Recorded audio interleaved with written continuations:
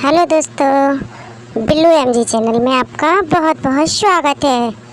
दोस्तों, मेरा funny video अच्छा लगे तो लाइक करें, शेयर करें, सब्सक्राइब करें और बेल आइकन को दबाना ना भूलें।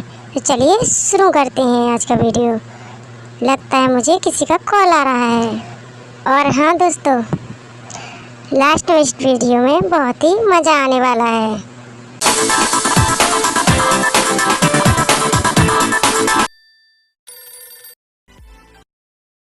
हेलो, कौन? हम आप पे मरते, पहले आप हम पे मरते हैं, ये क्यों नहीं बताते हैं? हमरा बाबूजी से हमार हाथ मांग के दिखावा।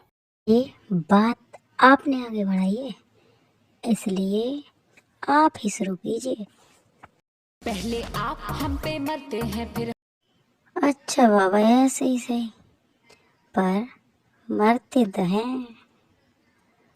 इसी बात पे आप अपने बाबूजी से खुद बात कर लो ना सर।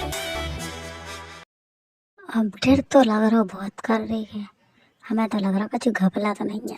करम फूटा सत्यानाश हो तो का हमने का करो?